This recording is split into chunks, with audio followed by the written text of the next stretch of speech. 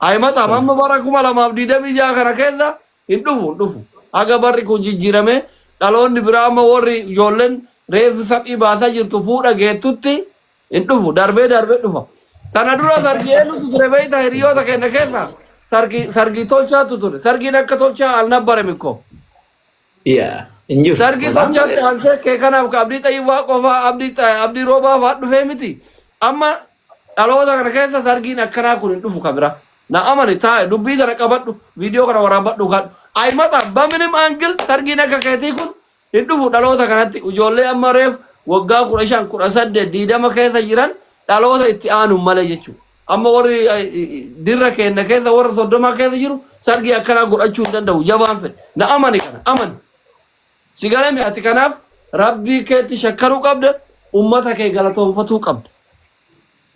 Malee kan komatte kan galatoonfatini nabii keenya dubbiin ta'e sammaami ofti jennaan takutte dhiifne ta dhuftu yaannaa jedha. Ka sharrii yaadallee keeti ka gaarii si yaadallee keeti eessa abbaa keetti geessita qomni kun ayyaa jettee ofirraa murtu hundi isaanii galata qaban. Hammeennuma keessa nuu yaaduudhumaaf galata qaban warra si jaalatu miira keessa si galcha waan ta'eef. Yoo xilaata qabaanne bar firan argattu ati. Nama du'e qofatu iyyuu xilaata hin qabne beektaa akka du'e qabni du'eera. Namni hundi si jaalatu hin qabu bara. Bazii aangil taradha.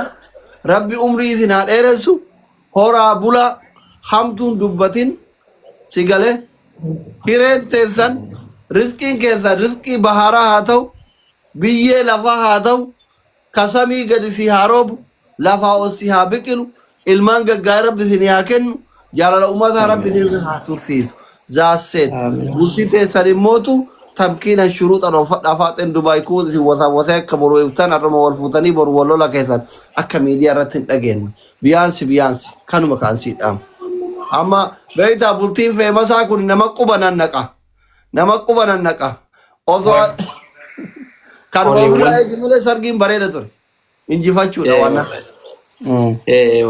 koreewwan immootu achitti dadhabdanii nu darbanii nurra ijjatanii osoo hin jedhin dadhabdanii achitti qoshaashaa guurtanii waa meeqa nazzafaa turtan hundi keessanuu galatooma galanni keessan dachaa na biraa qabdanii kaleessa silaa sagantaan galateeffannaa turee jiraayyuu akkaataan bakka itti buukii godhame immootu bakka magaalaa walakkaa Dubaay achitti immoo dhufuuf warri karaan isinitti zahmaa ta'ee haftanis ka ijoolleen baay'een keessanii ijoollee mana madaamiitiin dachaate ijoolleen miizota gara hojii maa gochuun hin danda'amu kana waan taateef jennaan hundi keessanuu galatoomaa warri dhuftaniis warra kaan illee immoo inshallah sammuunallee qophiin biraa waan jiruuf jennaan walitti kadhachaanu tahaa innaa akkasii doktor akkasitti kinoo jaartii kinoo innaan illee maal hagas baga nuun qixxoote wallahi hinaafannu abbo birataan itaa yaabbatta akka saree maraatte bakka ati yooma maratte teette dumaashin moo ciiftee jirti kiindo hin dadhabne hin dadhabeette mee doktor asii deebisaa jechaa turte kalee gise namni biratti silkii banu mee doktor asii deebisaa jettee gisee way akkamitti baratteenna tiktokeroota Oromoo keessaa ka beektu si bicha baay'ee yaa'u amma garuu hin beekti nama baay'ee baratte faranjii Oromoo rabbiin si hiree bar ummanni kun duraanuu faranjii maatii keessanuu faranjii orjinaala argattee jabeeffadhu kiisa kaayadhu deebii wanti qal'olle akkoo nama duubii sigaaraa qabu gaffuutee namni arfatu kana bakka yaadatti gaffuutee dhungatta akan Salim illee galata qaba baay'isoo hin daganne doktor keekii mataa isaatiin hojjechiisee ante gimbiraas malaaxaa ciisee viidiyoo waraabbate Salim illee galata qaba Abdii Fadis yes weellisa abdii fadii sirboota kee kaftahu sirboota miizawwan itti seentasan ofii isaatii maqaa kiyyaafisiiti waraabee guyyaa lama moo sadii riba dhabanii mana sa'aaditti sirritti waraabanii abdii fadiis galata kana hin jedhamne qaba. Na biraa galatoom by the way abdii fadiis wallahi galatoom inna namni biraa eenyu fa'aa abboo namni dagannee eenyu jira. Ati muluma gabaabbattee barreeffattee akkatti cuma. Na isaan maal inde? Maal?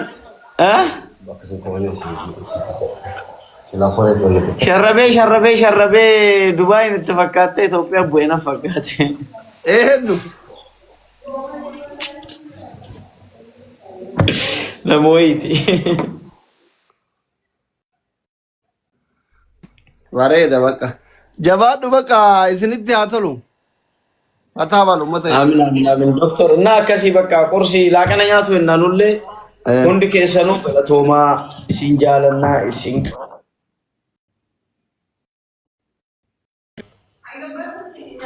So hundi keessanuu galatoomaa. Habibi. Baga irraa hafte. Jabaadhu bakka horaa bula. Miidiyaa irratti na beektan ka guyyaa cidhaa kana share post gootan batalay ganni ooroo mucattii gurraattii bareedduu filtarii malee na waraabinaa jette galatoom. Jaafar Yusuf, weellisaa Jaafar Yusuf. Abboo walumatti qabaa feemasoonni artistoonni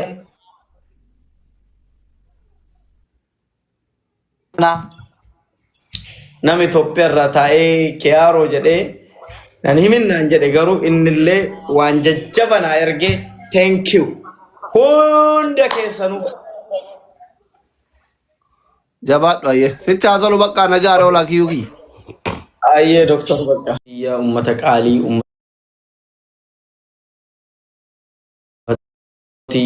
qaalii uummata gaarii.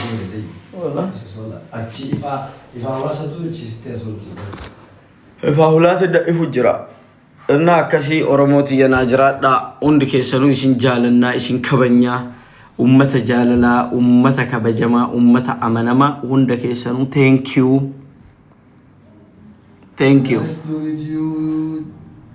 Kamru garbi. Firiin tokko akkatti waadaa naa seenee miira keessa galee fuudhe.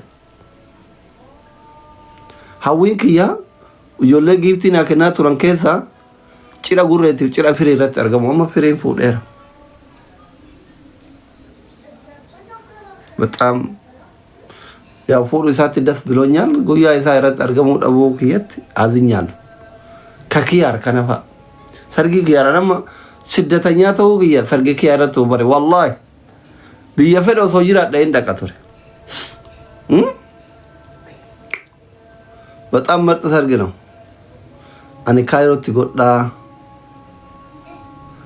ጀርከና ሮማንቲክ ቶኮለ ሶ ጀባተ ሰርግ ጎዳ ተስላወረ ለቱረ ፕራንክ ሮማንቲክ ነው አጀሳኒ ሰርግ ጎዳ እንጂራ ነዘር ወር ብራብሮ ፋሚሊ ቶኮካ ወዳው ጆለ ወይነት አርቲ ዲሰ ሶዳን ሶዳ አጀራ ጀራ ነው ወዳ ማውለ sargi amma sargi eenyu eenare bayaan habibi kolfa mani kumara na warabu kolfitari hiyyee yaadha isin sargi eenyu eenam eenyu af baalee kiyya mangisti jirta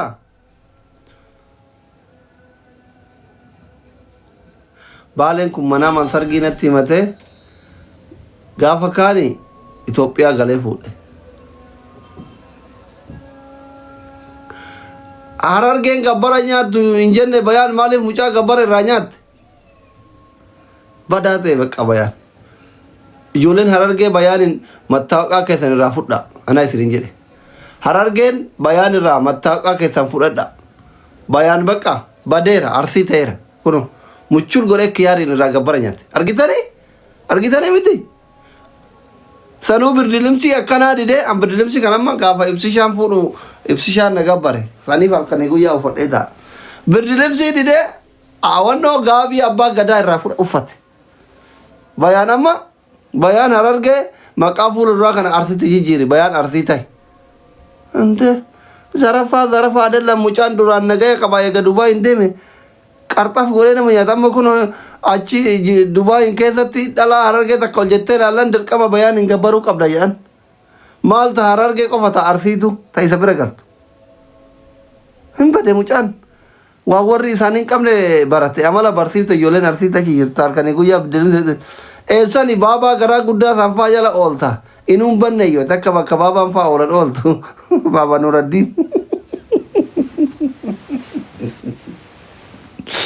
jaarsa galgala qabriitiin qabrii afaan dhaabateetiin baaba na in saalfatu jira waran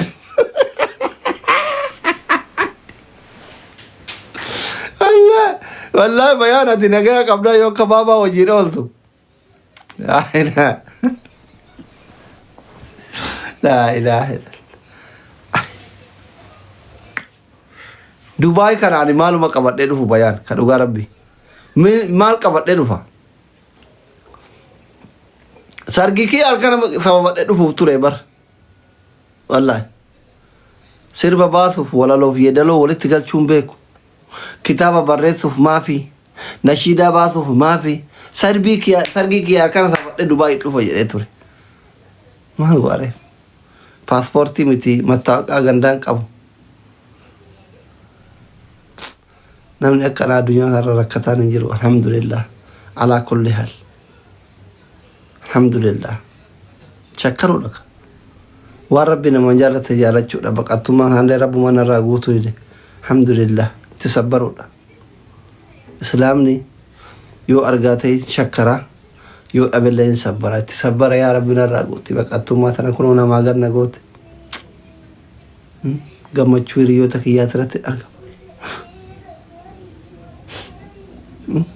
gadda hiriyoota kiyyaa irratti argama bakka barbaade dhaquu hin danda'u akka nama jilbatti ulfaa'ee mana kana keessatti hidhame በጣም አላሳዝንም የኔ ህይወት ግን አያሳዝናችሁም የኔ ህይወት አያሳዝናችሁም በጣም ያሳዝናል ማልኮል ፈተና ወላሂ በጣም ያሳዝናል እኮ ይሄ የሚያስቅ አይደለም እኮ የሚያሳዝን ነው ቦይ ማሊ ቦይ ተሸከራ ረብቲ ተሰበረራ ማል ቦይ ወሶ ኤቦኑና ወራኔ ማን ነቀቡ ገር ያዝኜ በቃ እንትን እላለሁ እንጂ እንዲህ አዝናለሁ በቃ ማን ከያ ከአይዶ ዲስኛ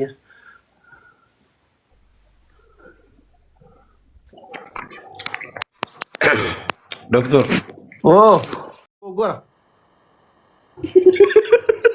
ገበራ ኛታ አርተጋ ኑቲ ከበይኑ አራርገት ጊዜ ተለተከ ካራቱ jechuun nikaa ergattu manguddoo ergattu jima maqabattee dha waan jimaa geessisa dha xaallaqe mucaan keessan akkami hin aarsa hin dhuga sakkaaraamidha hattuudha nama salaata rabbi salaatu nama gaarii hannaa fi waan garagara rasuus irraa bilisaa ta'uu qofa addamatee nama salaatu taanan salaata isheen salaatu taanan nikaa si hidhan abboonni seena taargee nu beeynu akkas isaatti qarxa gootee gabbara akka arsiitti namarra nyaatu kan hin agarre nu harargee keessatti jijjiiri.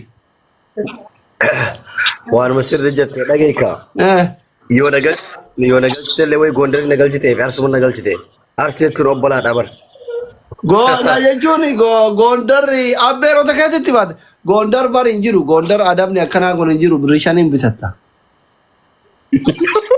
sinti noo jettaani bar gondar nagaya amma maal seeta intalaafillee abbaate mucaafillee obboleessite waan godhama hunda goona du'aati nama ulfinaati obboleessallee nu taate abbaalee nu taate jedhanii uffisan. Akkasii malee gabbaraa miti. Gabbaraan uffanni sana immoo kan ulfinaati kan kabajaati malee gabbaraa miti. Akkas Gabbarri argee taatee dabaluu qaba mangistii kiyya minxaafii akka gaafa Isaayyaas Itoophiyaa dhufuusan afaniitiin ibsi simachuu qaban gizee ati mana isaanii dhaytu. Wallah nama gaariidha. kanaaf gabbarri argee miti arsii jira abbootii gadaa ambisteerti dhageenye. Qaayin qannase malee namni ka arsii. 50% discount godhanii jiran. Bareeda baqa wallahi dhugaa baay'ee namatti tola sargiin keessanii ulfaadhu galatooma hundi keessanuu warri Dubaay walla.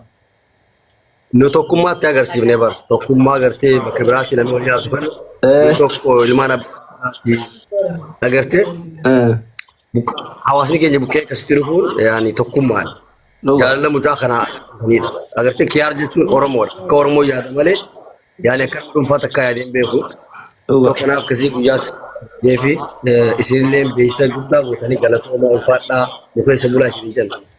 Galatooma hayyee isinitti haa ta'u.